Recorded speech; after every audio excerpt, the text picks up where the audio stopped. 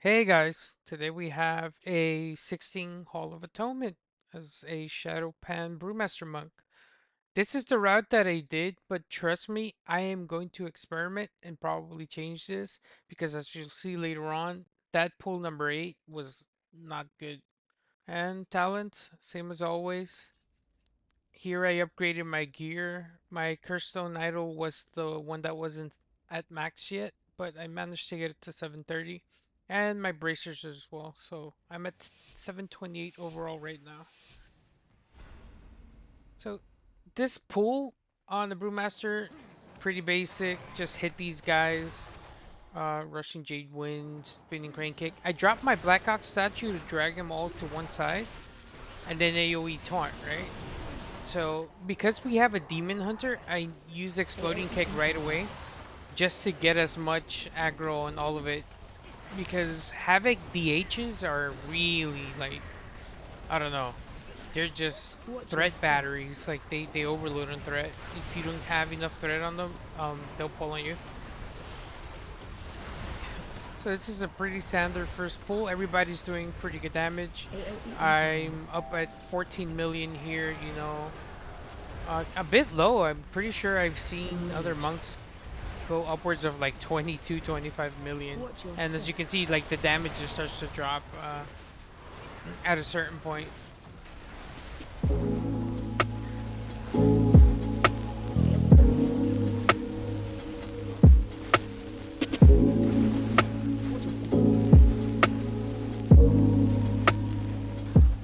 So once we kill that, we just jump off this ledge here, pull these 3 packs. By 3 packs, I mean those beetles over there, whatever they're called. I don't know why.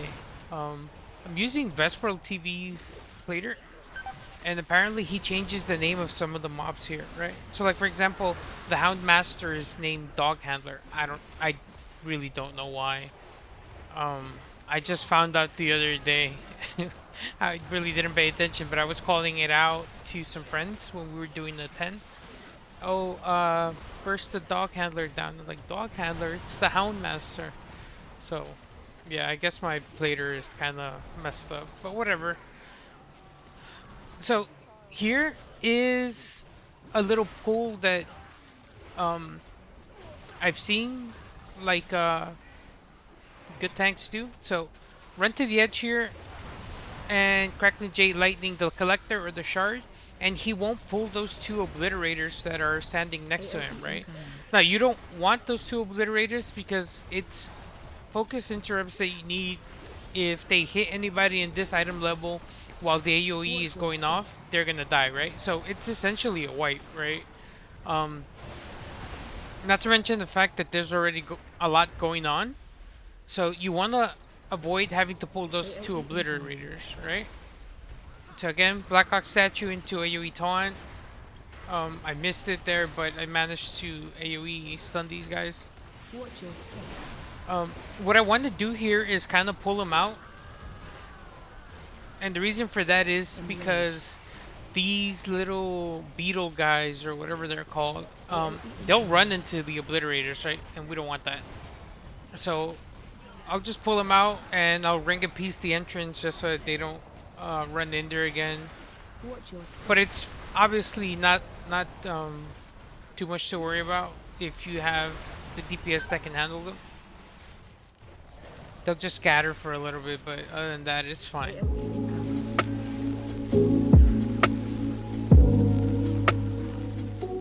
So I know a lot of brewmasters don't take Blackhawk statue, but this is kind of the reason what I do, right? It's the fact that you can speed up the mobs, and in this pull specifically, because I want to get all of the collectors in with this pack. If you put your Blackhawk statue, if you guys remember from season 1 and 2, casters will run towards your statue, right?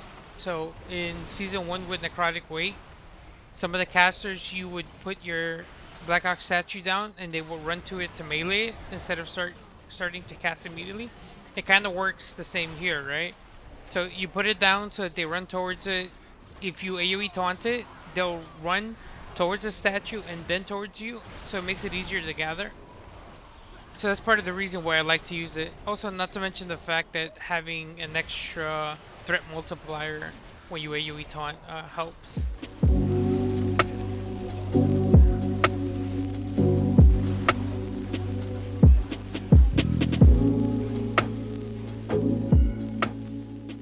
This section here, the only problem is the pool.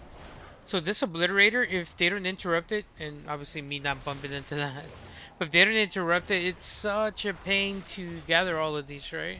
So here I just decided I'm gonna pull all of these and wait for the patrol, the Houndmaster, to kind of close in before I pull it. Meanwhile, I'm trying to make sure that we're getting all of the damage into this obliterator. One less obliterator is one less interrupt, so it makes it easier. And now that we're closer, I just pull it in. Clash. Again, Clash is kind of cool. I experimented with it a little bit in Season 2, but I never really understood how it worked because the range, it has like a minimum range, and it's really, it's not it, man. They need to remove that. But it's still a pretty good ability, right? I don't think I've ever seen it root anyone around the mob that I'm clashing into unless they really got to be on top of it, but it helps with like a pseudo grip, so yeah.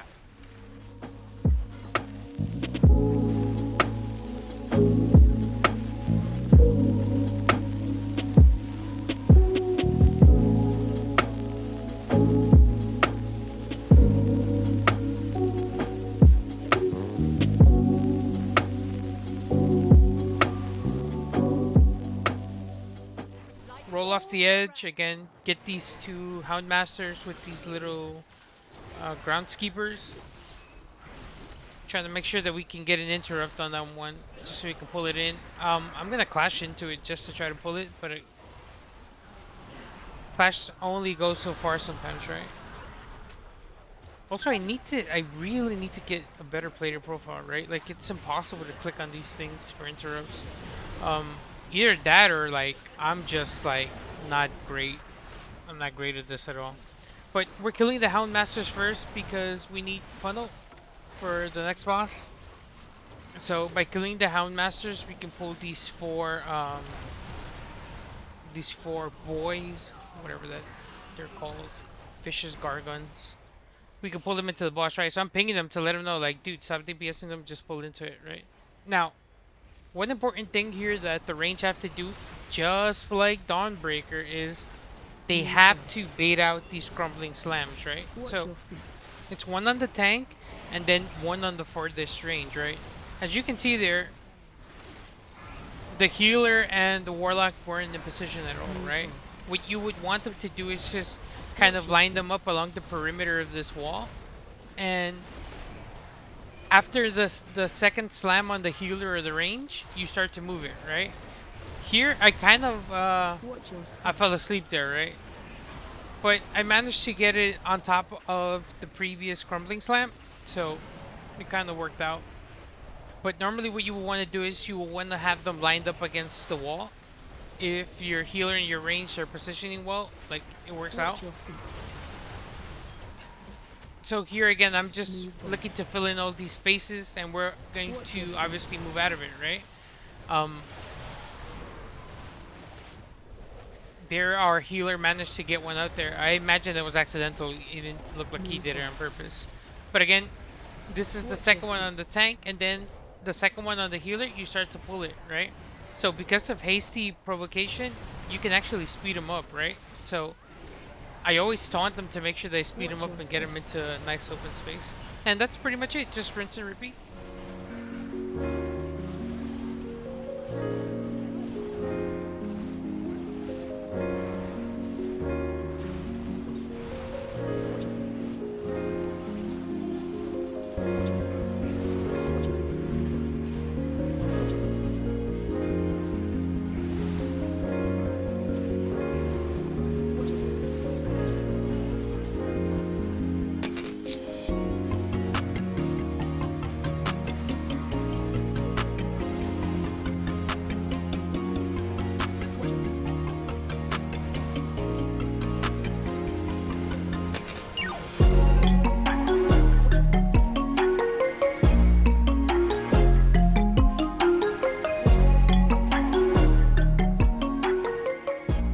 Okay, so you guys remember season 1 Necrotic Wake, Stone Vault, Grimbatol? That first pull? This is that similar to that. This is that level of dangerous, right? And what a headache this is, right? Um, Double Mortar Strike, 100% less healing. I'm already at 20%, right? So I'm trying to kite around, and those little ankle biters are running in, so it's like I'm trying to get thread on them. Like, Watch your step. it's crazy. It is crazy. One, two. We didn't even lust this, so the hunter dies, right? We don't lust this. Maybe if we would have lusted, it probably would have been different. The demon hunter probably would have followed one of these down. But no lust, right? So I'm just like, okay, sure. Watch your We step. already have 2 deaths. I'm kiting around. This is such a mess. And this is part of the reason why I want to change the route. Just because I 100% am sure that for a Brewmaster, this is impossible on anything higher than whatever this is, 16. Like, like, can you imagine having to tank these 3 on Watch like your an step. 18? Like, I would get one shot immediately, right? Look at that. I took 2 mortal strikes there and I was at 4 million. So I definitely need to change my route. I have experimented going right, but it's a little bit slower, right? Just because those reavers, they do a lot of AOE damage on your group, right?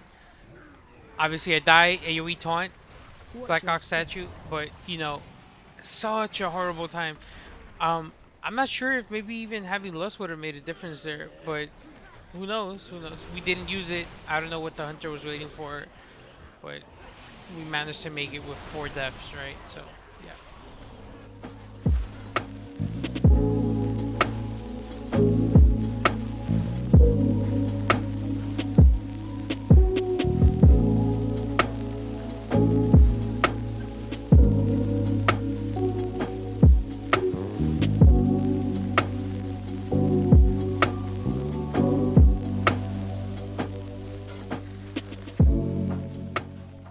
Okay, so just a little tip for this boss that I found kind of works.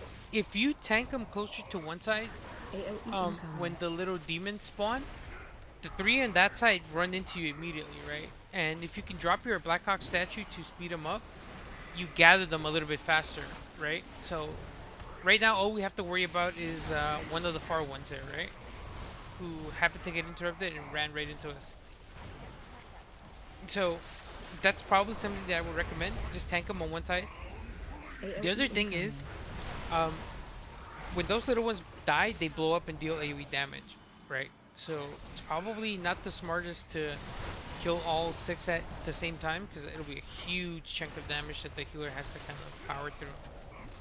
Staggering them AOE to incoming. kill like maybe 1 or 2 at a time. I mean, no one's really in control of it, but that's something to keep in mind. To keep in mind. So you take a lot of AoE damage if you kill them fast, right? There we missed one, but it is what it is. So again, I'm tanking it close to this. AoE taunted AOE and incoming. managed to get most of them in. Just kind of counting on the range to interrupt these so that they can come in. But again, Warlock and Hunter both have huge uh, interrupt cooldown timers, right? And here for some reason I was just lagging. It's really weird. You also don't want to be in that or else you'll get stunned. AOE But incoming. tanking him to one side kind of helps with the ad gathering. We really don't have much else in the way of getting them in, right? Like Vengeance, Demon Hunter, Sigil of Silence into Sigil of Chains. Or they can even rotate those. So like one pull is AOE Silence and one incoming. pull is Chains. Death Knights with grip. Even just being able to grip too is pretty helpful. Warriors with the AoE interrupt. There I get caught again. So like our kit lacks a little bit of that utility, but you make up for it by tanking AOE it incoming. on one side. It's definitely helpful.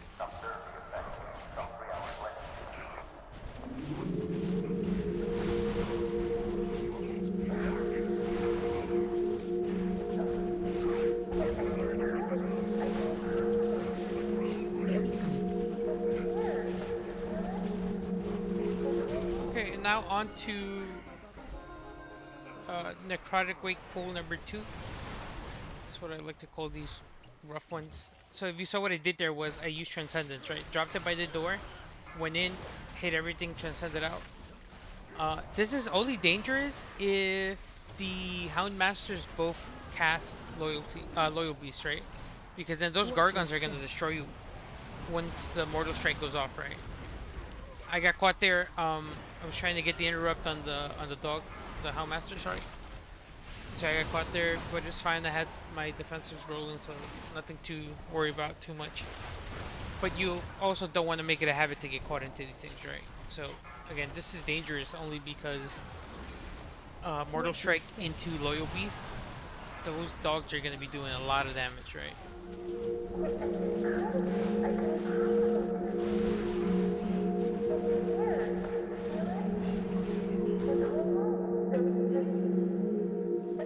So for this, you just grab these 4, you pull them into the boss, hoping that your team will interrupt them, right? Which is something that a lot of pugs don't like to do for some reason.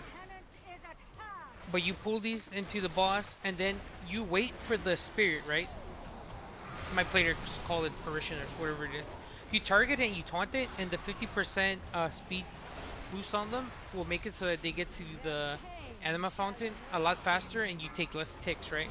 So here I'll taunt it and he goes fast, right? Watch your step. So it's a difference between taking an extra AoE hit and making sure that nobody dies, right? As you can see, you can get a little bit hectic here, but it's a little nice piece of quote-unquote tech you can use.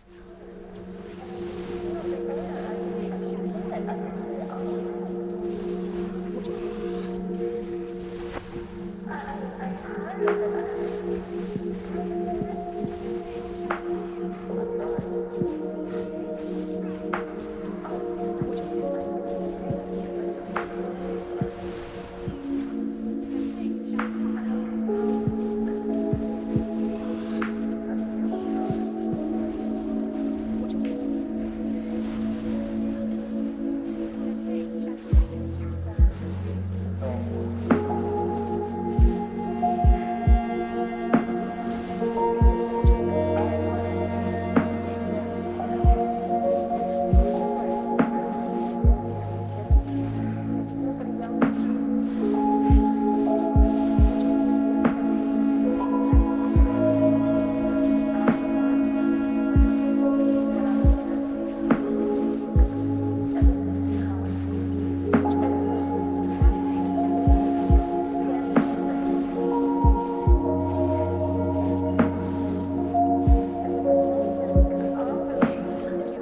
Watch your step.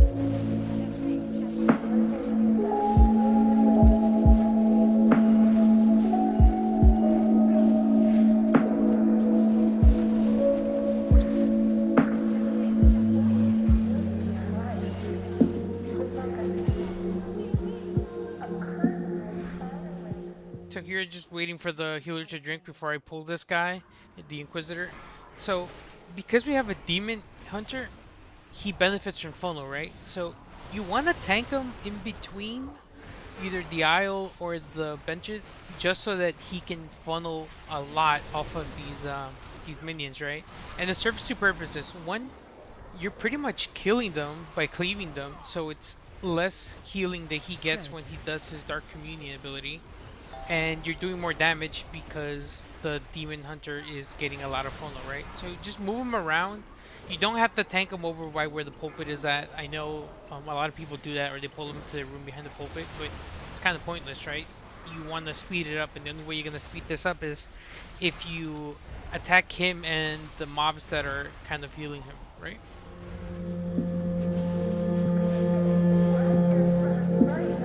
Spread.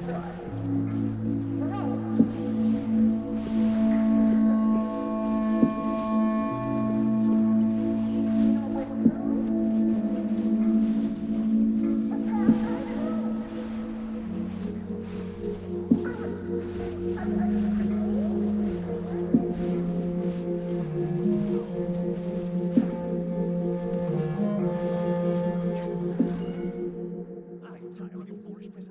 We have almost 5 minutes for the last boss. Is more than enough time. Just giving the druid a bit of time to drink. I think he shadow melded to be able to get out of combat and start drinking, right? Smart. But 5 minutes is more than enough time, right? We have lust. Here we use it. Making sure you're dodging these statues. And then Shockwave. pretty much the other major main ability is after he does, I think it's four telekinetic tosses, right? He brings all of his statues in. You can survive this just with a celestial brew. There's really not much that you really need to worry about. Shockwave. So again, once he does four of these, he will call them all to the middle, right? So you have to make sure that you're paying attention. And Watch your step. here's where the little tricky part comes, right? So just stay far, make sure you don't get blasted with these. If you stand Helpful. under him, you'll be able to soak two of the beams, which means that it's there. I'm getting hit by two beams, right? And then we just need two more people to kind of soak the rest. And that's pretty much it, right? That's the whole Blood. entirety of this fight. It's not that difficult. Here, you can survive it.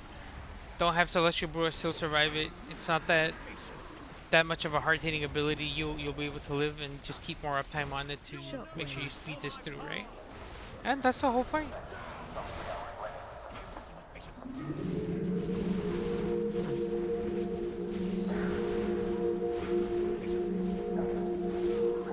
Shockwave. Watch your step.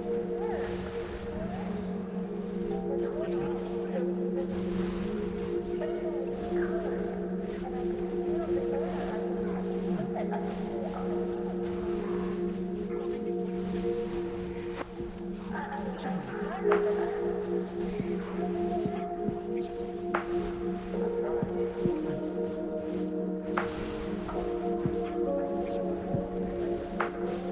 Shockwave. And that's the whole fight. So this gives me 15 resilient, and I had last completed this on the 14, so I get a decent chunk of points here. I get 23 points out of this, if I remember. Yeah, 23 points. And now on to the damage and healing breakdown, right? 5.2 million overall. Again, a bit on the low side, but still, like, it's more than enough to complete it, right? The lock and the DH were pumping. Here's my damage breakdown, Flurry Strikes and Brand. No surprise. Celestial Fortune, Celestial Infusion, again, doing pretty good. And the healer, 30% of his heals were on me. So, again, pretty basic. It's roughly around what you need to survive. I'm currently 16 resilient when I uploaded this video. So, hopefully, the next one is a 17. If you have any questions, ask in the comments. I'll hopefully be making a route video once I can kind of refine these so that I'm not kiting everything around. See you.